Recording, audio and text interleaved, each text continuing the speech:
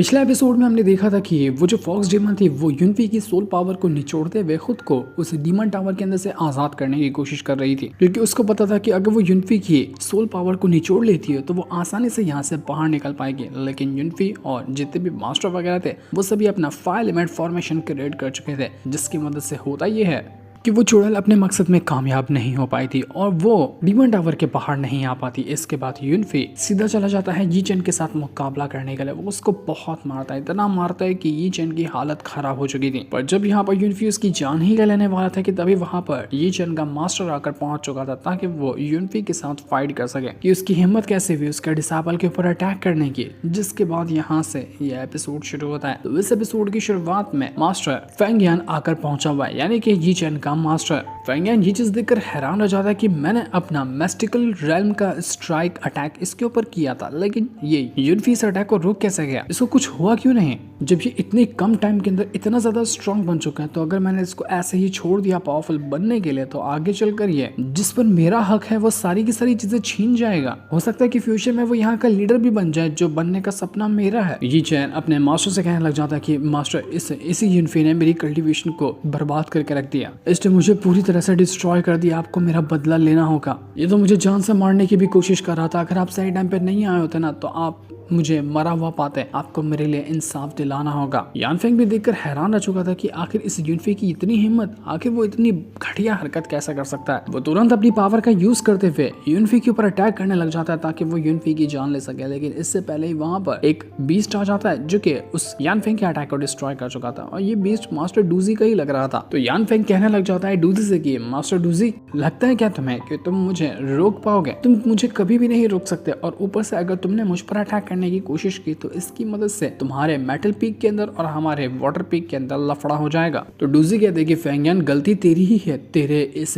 Disciple यी chain ने सबसे पहले युनफी को मारने की कोशिश की थी, इसीलिए उसने उसके साथ ये किया। युनफी को इतना टाइम ही नहीं है फालतूगिरी करने का, तुम लोगों ने इससे पहले भी हमारे मेटल पीक के कई सारे डिसाइपल को परेशान किया, तो इसका किसी न किसी को तो जवाब देना ही था जो कि युनफी ने दे दिया है। और अगर यहाँ पर तुम युनफी के ऊपर आंख भी उठाने की कोशिश करते हो ना तो मुझे फर्क नहीं पड़ता कि 2 पीक के अंदर लफड़ा हो जाएगा, उससे मैं यहाँ पर तुमसे फाइट करने के लिए तैयार हूँ। जो चीज देखकर युनफी को बहुत ज्यादा अच्छा लगता है कि मास्टर डूजी और जितने भी मेरे दोस्त वगैरह हैं इस मेटल पीक के अंदर वो सब मुझे बचाने के लिए किस तरह से यहाँ पर तैयार है। मैंने बिल्कुल नहीं सोचा था कि मेरी दोस्ती इन लोगों से इतनी जल्दी इतनी अच्छी हो जाएगी। तभी वहां पर एक दूसरे मास्टर भी आकर पहुंच जाते हैं और कहने लग जाते हैं वो सभी से कि तुम लोगों के दिमाग में भूसा भरा है क्या, तुम अपने ही सेक्ट को बर्बाद करने में लगे हो, आखिर क्यों ही झगड़ा करना है आपस में। तो फेंग यान जो था वो सबसे पहले बताने लग जाता है कि देखो मैं अपनी ना ड्यूटी निभा रहा था जो कि एक पीक मास्टर की है, कि अगर उसके पीक के किसी भी डिसाइपल को तकलीफ होगी तो वो मास्टर बचाने के लिए जरूर जाएगा। तो मास्टर डूजी भी उसके ऊपर उल्टा इल्जाम लगाने लग जाता है कि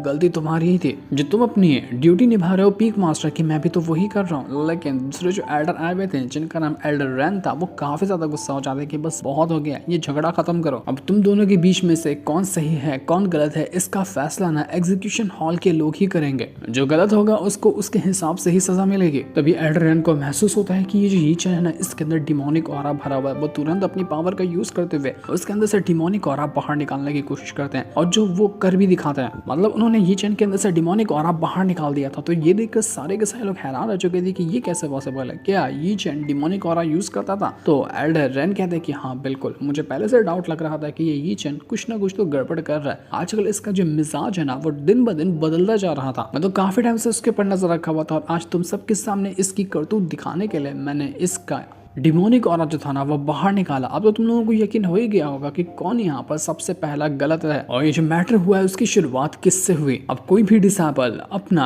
गलत तरीका यूज करे कल्टीवेशन को इंक्रीज करने के लिए या डिमोनिक पावर को यूज करे, इसकी जिम्मेदारी होती है पीक मास्टर की कि वो हर एक डिसाइपल को चेक करे कि वो किस तरह से कल्टीवेशन कर रहा है। लेकिन फेंग यान तुम ना अपनी जिम्मेदारियों से पीछे हट गए, तुमने नहीं पता लगाया कि तुम्हारा ही डिसाइपल डिमोनिक पावर को कल्टीवेट करता है। तो अब बताओ कि अब तुम्हारा क्या कहना है, अभी भी डिफेंड करोगे अपनी इस यी चेन को या अपनी भी गलती मानने के लिए तैयार हो। ऊपर से कल रात यहाँ पर यी चेन ही आया था युनफी और उसके दोस्तों के ऊपर अटैक करने के लिए अपने कुछ बंदों को लेकर। जब युनफी अपनी कल्टीवेशन कर रहा था तुम्हें क्या लगता है कि मैं यहाँ पर नहीं मौजूद हूँ तो मैं सब कुछ के ऊपर नजर नहीं रखता हूँ? मेरे सेक्ट के अंदर क्या हो रहा है हर एक चीज की खबर मुझे होती है।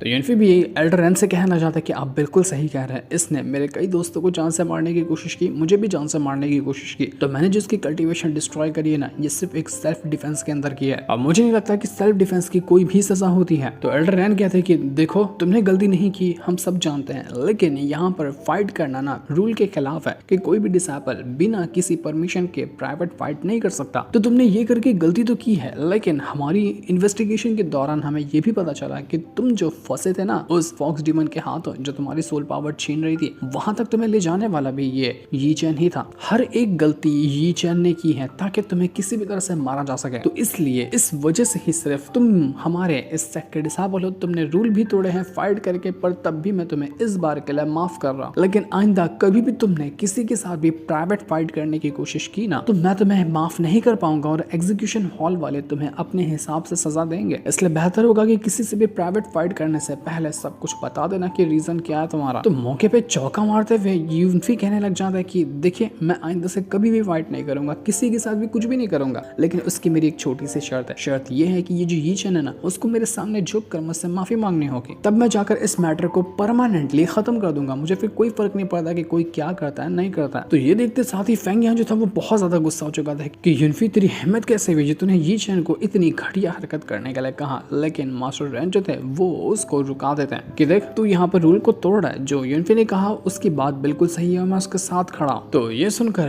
फेंग यहाँ जो था वो काफी ज्यादा गुस्सा तो होता है, लेकिन वो यी चैन से कहते हैं कि यी चैन देखो, कल्टीवेशन की दुनिया में ना सिर्फ दो ही चीज इंपॉर्टेंट है कि जो भी तुम्हारे साथ हो रहा है उसको तुम भुला दो, और दूसरी चीज ये है कि जो आखिरी तक के जिंदा रहता है ना, मैटर वही करता है, चाहे वो किसी भी तरह का उसने रास्ता क्यों ना चुना हो। मैं उम्मीद करता हूँ कि जो मैंने यहाँ पर कहा है उसको तुम समझ रहे होगे। उसके कहने का ये मतलब था कि यी चैन अभी जो समझ में आता है वो कर ले, माफी मांग ले, लेकिन आगे चलकर वो वापस से यूनफी की जान लाने की कोशिश करे। अगर वो जिंदा रहेगा तो जो अभी उसने माफी मांगी है सबके सामने, वो मैटर नहीं करेगा, वो सब बुला देंगे लोग। यी चैन को बहुत ज्यादा गुस्सा आ रहा था कि आज तक सिर्फ मैंने लोगों को परेशान किया, मैं ही यहाँ पर लोगों को अपने सामने झुकाता था, आज मुझे खुद झुकना पड़ रहा है। और उसके पास दूसरा कोई ऑप्शन भी कहाँ था, वो यहाँ पर मजबूरी में ही यूनफी के सामने झुक जाता है अपने घुटनों के ऊपर, और वो यहाँ माफी मांगने के लिए तैयार था। सभी को ये चीज देखकर बहुत अच्छा महसूस होता है कि घमंडी कहीं का घटिया यी चैन आज फाइनली इसको इसकी औकात पता चली होगी। यी चैन यूनफी के सामने बार बार झुकते हुए उससे माफी मांग रहा था, जो चीज उसके दोस्तों से बर्दाश्त नहीं होती कि यी चैन ये तुम क्या कर रहे हो, तुम्हें इस हालत में हमसे देखा नहीं जाएगा। फेंग यहाँ जो था वो यूनफी से कहता है कि बेटा यूनफी,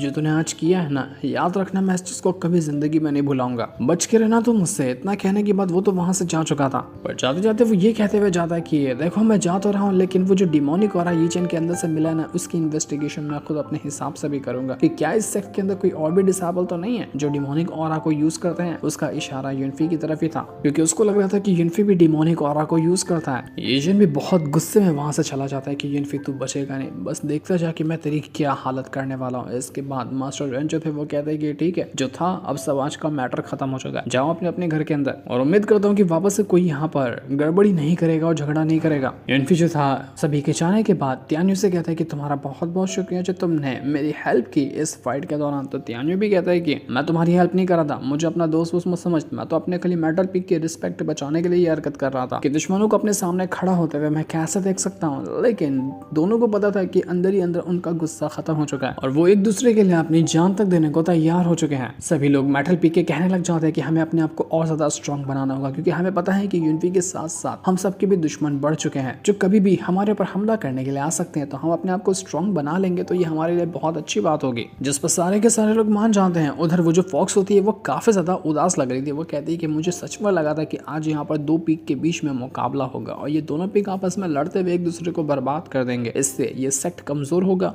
और उसके बाद मैं इसके ऊपर हावी हो सकती थी। लेकिन अफसोस कि इन लोगों ने यहाँ पर फाइट की ही नहीं, मूड खराब कर दिया। तभी ज़ोई आकर उसको पकड़ लेती है और कहने लग जाती है कि अरे मेरी प्यारी सी फॉक्स, तुम कहाँ चली गई थी? देखो कितने दिन बाद तुम मुझे मिल रही हो। तुम्हें पता है मैंने तुम्हें कितना ज्यादा ढूंढा, लेकिन कहीं पर भी तुम मुझे मिल ही नहीं रही थी, कहाँ चली गई थी तुम? वो उस फॉक्स को बहुत ज्यादा प्यार करती है कि तुम्हें अब ना घबराने की जरूरत नहीं है, यूनफी ने सभी बदमाशों को भगा दिया है, अब तुम्हें कुछ भी नहीं होगा, तो तुम बिल्कुल आराम से हमारे साथ रह सकती हो, कहीं पे भी अब हमें छोड़कर मत जाना, हम कितना ज्यादा परेशान हो गए थे तुम्हारे लिए। तो फॉक्स भी ये देखकर काफी हैरान हो जाती है कि मुझे इतने सालों के बाद ना ऐसा प्यार महसूस हो रहा है, शायद ही मुझे कभी किसी ने इतना प्यार दिया होगा, मेरे लिए इतनी ज्यादा केयर की होगी जो कि ये ज़ोई मेरे लिए कर रही है। उसका दिल भी हल्का हल्का ही सही लेकिन पिघलने लगा था। दूसरी तरफ हम ये चैन को देखते हैं जो अपने घर के अंदर मौजूद होता है और यहाँ पर वो अपने दोस्तों से कहने लग जाता है कि मुझे बिल्कुल भी यकीन नहीं हो रहा कि यूएनफी इतना ज्यादा स्ट्रांग हो गया। मैंने नहीं सोचा था कि वो इतना ज्यादा स्ट्रांग निकलेगा। उसने तो हम सबको यहाँ पर हरा दिया और हमारा पासा हमारे ऊपर ही उल्टा पड़ गया। समझ नहीं आ रहा कि अब यूएनफी को रास्ते से हटाने के लिए मुझे क्या करना पड़ेगा। एक काम करो, एक लेटर लिखो उसी जो एल्डर प्रिंस है ना उसको, और कहो उससे कि अगर वो यूएनफी को किसी भी तरह से नहीं मारता है ना तो उस सीक्रेट रैम के अंदर जाने के बाद जो उसको 3 आर्टिफैक्ट चाहिए मैं लाकर देने वाला था, मैं उसको वो नहीं दूंगा, क्योंकि अगर यूएनफी नहीं मारा तो वो तीनों आर्टिफैक्ट मुझे वो हासिल करने ही नहीं देगा। अगर एल्डर प्रिंस को वो तीनों आर्टिफैक्ट चाहिए तो उसको किसी भी तरह से यूएनफी को मारना होगा। तो अगर एल्डर प्रिंस हमारे साथ हो जाता है तो ये अच्छी बात होगी। साथ ही साथ मास्टर तो वैसे ही बहुत ज्यादा गुस्सा है उस यूएनफी को लेकर। वो मरना पसंद करते हैं लेकिन अपनी बेइज्जती होना कहीं पर भी पसंद नहीं करते। तो वो कुछ अलग ही प्लान बना रहे होंगे यूएनफी को रास्ते से हटाने के लिए। मेरी सिर्फ अभी कल्टीवेशन ही डिस्ट्रॉय हुई है ना, मैं उसको रिकवर करने की कोशिश करता हूँ। तब तक कि जो भी होता है उसकी पल पल की खबर मुझे लाकर देते रहना। एक भी चीज मेरी नजर से छूटनी नहीं चाहिए। मेरी इस खत्म हुई कल्टीवेशन की वजह से तो वो एल्डर प्रिंस तो मुझे एक लंगड़ा लूला आदमी समझेगा कि अब मैं उसके किसी काम का नहीं रहा। अगर उसने साथ छोड़ दिया तो परेशानी और बढ़ जाएगी। मुझे किसी भी तरह से एल्डर प्रिंस का जो साथ है वो चाहिए होगा यूएनफी की जान लेने के लिए। यूएनफी मैं तुझे जान से मार डालूंगा, जो तूने मेरे साथ किया है ना इसका बदला मैं तुझसे लेकर ही रहूंगा। दूसरी तरफ हम यहाँ पर ग्रैंड एल्डर और सेक्ट लीडर को देखते हैं जो आपस में बातें कर रहे थे। ग्रैंड एल्डर कहने लग जाते हैं कि मेटल पीक और वाटर पीक हमेशा आपस में लड़ता ही रहता है, बिल्कुल एक आग और पानी की तरह लड़ते रहते हैं ये दोनों। लेकिन इस बार तो खाली ये दोनों नहीं लड़ रहे बल्कि बाकी की जो पीक वगैरह है ना वो भी आपस में लड़ ही रहे हैं, क्योंकि सभी को जगह चाहिए वो सीक्रेट रैम के अंदर जाने की। लेकिन वहां जाने की सीट बहुत ज्यादा कम है, इसलिए लोग एक दूसरे के साथ ही नफरत करने लग गए हैं कि तुझे परमिशन क्यों मिली जाने की और मुझे क्यों नहीं मिली। इस तरह से ऐसा ही अगर चलता रहा ना तो इससे हमारे सेक्ट को बहुत ज्यादा नुकसान होगा। इतना नुकसान होगा कि उसके बारे में हम सोच भी नहीं सकते। मुझे तो बिल्कुल भी समझ नहीं आ रहा कि अब हमें आगे क्या ही करना चाहिए। सेक्ट लीडर भी कहने लग जाता है कि हाँ तुम बात तो बिल्कुल सही कह रहे हो। वो जो सीक्रेट रैल्म है वो एक एंशिएंट गॉड रैल्म जो हुआ करता था उसका एक छोटा सा फ्रेगमेंट है। मतलब एंशिएंट गॉड रैल्म का ना एक छोटा सा हिस्सा ही है वो सीक्रेट रैल्म, जहाँ पर लोग जाने के लिए तड़पते हैं। और ये इतना ज्यादा इंपॉर्टेंट इसलिए हो जाता है क्योंकि इससे 100 साल के अंदर एक बार, वो भी कुछ टाइम के लिए, वो सीक्रेट रैल्म का रास्ता खुलता है। एक बार किसी को चांस मिला तो ठीक, वरना उसको अगले 100 साल इंतजार करने पड़ेंगे। वो जगह इतनी ज्यादा खतरनाक होती है जिसका हिसाब भी नहीं लगाया जा सकता, लेकिन जितना बड़ा रिस्क होता है उतना ही बड़ा रिवॉर्ड भी मिलता है। वहां पर इतनी कमाल की चीजें वहां पर होती हैं जिसका हिसाब भी नहीं लगाया जा सकता। और इस बार जो खास बात है कि इस बार जो सीक्रेट रैम के अंदर जाने का पोर्टल खोला है ना वो कहीं और से नहीं बल्कि इसी तियानयुन सेक्ट के अंदर से ही खोला है। इसी वजह से तियानयुन सेक्ट को ज्यादा सीटें मिली हैं सीक्रेट रैम के अंदर जाने के लिए, लेकिन वो इतनी भी ज्यादा नहीं है कि सेक्ट के सारे डिसेबल को भेजा जा सके। करीब 12-13 ही होंगी वो। तो इसी वजह से लोगों का आपस में झगड़ा हो रहा है कि हमें चाहिए ये परमिशन तो हमें अंदर जाना है। ग्रैंड एल्डर भी कहने लग जाते हैं कि इस बार ना गड़बड़ी एक और ये है कि सबको पता चल चुका है कि इस बार जो सीक्रेट रैम के अंदर जाने की जगह खुली है ना वहां पर एक 3 डिवाइन आर्टिफैक्ट मौजूद है। वो तीनों डिवाइन आर्टिफैक्ट इतने कमाल के हैं जिसका हिसाब भी नहीं लगाया जा सकता। तो इसी वजह से हमारे तियानयुआन सेक्ट को तो सिर्फ 12 ही सीटें मिली हैं अंदर जाने के लिए, बाकी सेक्ट को भी इसकी परमिशन मिली है कि वो भी अपने 10-12 डिसेबल को भेज सकता है। तो जितने भी लोग जाएंगे ना सीक्रेट रैम के अंदर उनका सिर्फ एक ही टारगेट होगा, वो 3 डिवाइन आर्टिफैक्ट को हासिल करना। मुझे तो लग रहा है कि इस बार सीक्रेट रैम के अंदर जाने का जो सफर होगा ना वो इतना ज्यादा डेंजरस होगा जिसका हिसाब भी नहीं लगाया जा सकता। बहुत खतरे आने वाले हैं। वहां के खतरों को छोड़कर लोग आपस में एक दूसरे के दुश्मन बन जाएंगे, वो अलग बात है। तो सेक्ट लीडर भी कहता है कि उसकी फिक्र करने की जरूरत नहीं, मेरे पास इसका एक सोल्यूशन है, लेकिन वो सोल्यूशन क्या है वो तो अभी हमें नहीं दिखाया चाहता। दूसरी तरफ हम यहाँ पर यूएनफी के दोस्तों वगैरह को देख पाते हैं जो सभी आपस में मस्ती मजाक कर रहे थे। तभी वहां पर वो जो सेक्ट लीडर है उनकी एक सोल आती है और यहाँ पर आने के बाद सभी से कहने लग गई थी इस पूरे के पूरे जो डिसेबल वगैरह है सेक्ट के उनसे कि देखो मैंने यहाँ पर एक सोल्यूशन निकाला है, क्योंकि सीक्रेट रैम के अंदर जाने के लिए जगह तो बहुत जल्दी खुलने वाली है और उसके लिए सभी लोग आपस में झगड़ा कर रहे हैं। तो मैंने डिसाइड किया है कि मैं स्पिरिचुअल लैडर एक्टिवेट करूंगा 3 दिन के अंदर। तो जो भी इस स्पिरिचुअल लैडर के ऊपर अपना सक्सेस हासिल कर पाएगा ना उसी को परमिशन मिलेगी उस सीक्रेट रैम के अंदर जाने की। तो अब किसी को भी आपस में फाइट करने की जरूरत नहीं है, ये उसी स्पिरिचुअल लैडर जो है उसके जरिए डिसाइड होगा कि कौन जाने वाला है सीक्रेट रैम के अंदर, कौन नहीं जाने वाला है। उम्मीद करता हूँ कि अब से आप लोग अपना झगड़ा बंद करेंगे और अच्छा परफॉर्मेंस दिखाएंगे उस स्पिरिचुअल लैडर के ऊपर चढ़ने में। तो ये सुनकर यूएनफी के दोस्त वगैरह काफी ज्यादा खुश हो जाते हैं कि अरे वाह स्पिरिचुअल लैडर वापस से एक्टिवेट हो रहा है। ये बहुत ज्यादा कमाल की चीज होती है। हर 10 साल में एक बार स्पिरिचुअल लैडर एक्टिवेट होता है जो सभी को हेल्प करता है उनकी कल्टिवेशन इंप्रूव करने में भी और ये भी दिखाने में कि वो कितना ज्यादा स्ट्रॉन्ग हो सकते हैं आगे चलकर। तो ये तो एक बहुत ही रेयर अपॉर्चुनिटी हमें मिलने वाली है और इससे ये भी साबित हो जाएगा कि किसको जगह मिलेगी उस सीक्रेट रैम के अंदर जाने की। यूनफी कहता है कि ये स्पेशल लेटर है क्या, मेरे दिमाग के ऊपर से जा रहा है, मुझे नहीं पता कि ये क्या होता है, लेकिन कोई बात नहीं, जो भी सुन रहा हूँ ना वो सुनकर अच्छा ही लग रहा है। हो सकता है कि यहाँ पे कुछ कमाल की चीज़ और मैं अपनी कल्टीवेशन को इम्प्रूव कर लूँ। चलो देख ही लेता हूँ कि आगे चलकर ये असल में स्पेशल लेटर वाला मामला है क्या। दूसरी तरफ फॉक्स डीमन जैसे सुनती है कि स्पेशल लेटर एक्टिवेट हो रहा है, वो बहुत ज़्यादा खुश हो जाती है, क्योंकि स्पेशल लेटर एक्टिवेट करने के लिए ना फायर एलिमेंट की पावर लगती है, और अगर फायर एलिमेंट की पावर स्पेशल लेटर में ही लग गई तो सेट की वो जो फॉर्मेशन की पावर है ना वो कम हो जाएगी। उसके बाद आसानी से वो यहाँ पर से बाहर निकल सकती है, लेकिन फिर भी उसको किसी बाहर के बंदे की हेल्प चाहिए होगी, पर उसको समझ नहीं आ रहा था कि वो बाहर से किसकी हेल्प ले। तभी उसके पास आकर पहुंच जाता है वो ही फेंग यान, और लग रहा था कि यहाँ पर आया है उसी फॉक्स डीमन की हेल्प करने के लिए कि वो उसको आजाद करेगा। लेकिन पहले वो यहाँ पर आने के बाद कहने लग जाता है कि फॉक्स डीमन तूने ही यहाँ पर अपनी डिमोनिक पावर को ये चैन के अंदर डाला था ना, जिस वजह से ये चैन इतनी बुरी तरीके से फंस गया। तो फॉक्स डीमन कहती कि नहीं, मैंने ऐसा कुछ नहीं किया था, मैंने सिर्फ उसको एक छोटा सा लालच दिया था, लेकिन वो लालच में डूब गया और मेरा गुलाम बनने के लिए तैयार हो गया। अब तुम्हें बताओ कि मैंने इसमें क्या गलत किया है। वैसे हाँ, मैं तुम्हें एक अच्छा वाला ऑफर देना चाहती हूँ, अगर तुम किसी भी तरह से मुझे बाहर निकालने में हेल्प करते हो ना तो मैं तुम्हारा साथ दूंगी, तुम्हारे जितने भी दुश्मन है उनसे बदला लेने में, इस सेट के सभी मास्टर को मारने में, ताकि तुम यहाँ की लीडर की पोजीशन ले लो। यूनफी वगैरह जिसको चाहोगे उसको मार डालूंगी, बस मुझे एक बार यहाँ से बाहर तो निकालो। तो ये सुनकर फेंग यान कहता है कि देखो बकवास बातें बंद करो, मुझे तुम्हारी बातों के अंदर नहीं फंसना, क्योंकि मैं यहाँ पर वैसे भी एक मास्टर हूँ, तो कुछ टाइम के अंदर लीडर की पोजीशन मुझे मिल ही जाएगी, मुझे ये घटिया हरकत करने की जरूरत नहीं है। तो फॉक्स डीमन कहते हैं कि इंतजार करोगे, कब तक का इंतजार करोगे,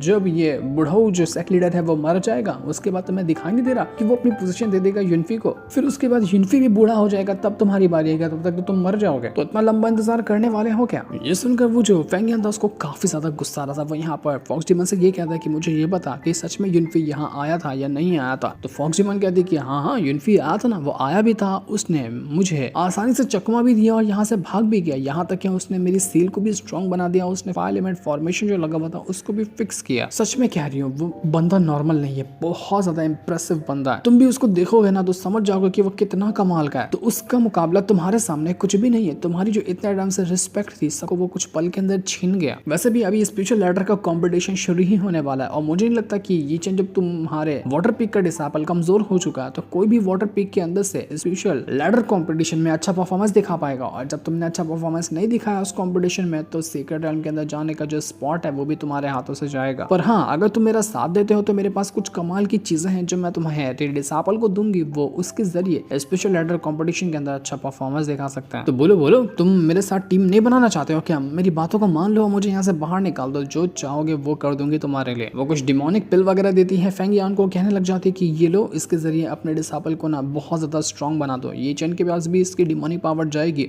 तो अपनी कल्टीवेशन को ठीक कर पाएगा और वो स्ट्रॉन्ग बन जाएगा। तो अब क्या सोच रहे हो, ले लो ना इसको और वापस से अपने वाटर पीक की खोई हुई रिस्पेक्ट को हासिल करो, ऐसा मौका बार बार थोड़ी ना मिलता है। तो ये सुनकर वो जो फेंग यान था वो बहुत ज्यादा गुस्सा हो जाता है, वो कहने लग जाता है कि फॉक्स डीमन देखना वो टाइम जल्दी आएगा जब अपने हाथों से मैं तेरी जान लूंगा। अभी हमें नहीं दिखाया जाता कि ये फेंग यान उसने फॉक्स डीमन की बात मानी या नहीं मानी, लेकिन देखकर तो लग रहा था कि लग रहा है मान ली उसने उसकी बात, और ये फॉक्स डीमन को बाहर निकालने के लिए तैयार हो गया। तो फॉक्स डीमन भी कहने लग जाती कि अच्छा फेंग यान, मैं इंतजार करूंगी कि कब तुम मुझे मारने के लिए आते हो, वो दिन का मुझे बेसब्री से इंतजार रहेगा। वो खूब हंसती और हंस के यहाँ पर फेंग यान का मजाक उड़ा रही थी। इसके बाद वो दिन आ जाता है जब वो स्पेशल लेटर कंपटीशन जो है ना वो शुरू होगा। तो यहाँ ग्रैंड लीडर और सेक्ट लीडर दोनों कंपटीशन को शुरू करने की तैयारी कर रहे होते हैं। वो बैटर आईना वगैरह को तैयार कर रहे थे ताकि कंपटीशन शुरू किया जा सके। जैसा उन्होंने अपनी पावर को यूज किया, वहां पर एक अजीब सा फॉर्मेशन क्रिएट होने लग जाता है। वो फॉर्मेशन काफी ज्यादा मिस्टीरियस लग रहा था और वो जा रहा होता है आसमान की तरफ, जो एक अजीब सा माहौल क्रिएट कर देता है। ऐसा लग रहा था कि दिन के अंदर ही अंधेरा हो गया और हर तरफ बिल्कुल बादल वगैरह छा चुके हैं। बहुत ही डेंजरस माहौल लगने लग गया था और बड़े बड़े पत्थर जैसे लैडर ना यहाँ पर बनकर आने लग जाते हैं। यूनफी अभी भी बिल्कुल कंफ्यूज था, उसको समझ ही नहीं आ रहा था कि यार ये स्पेशल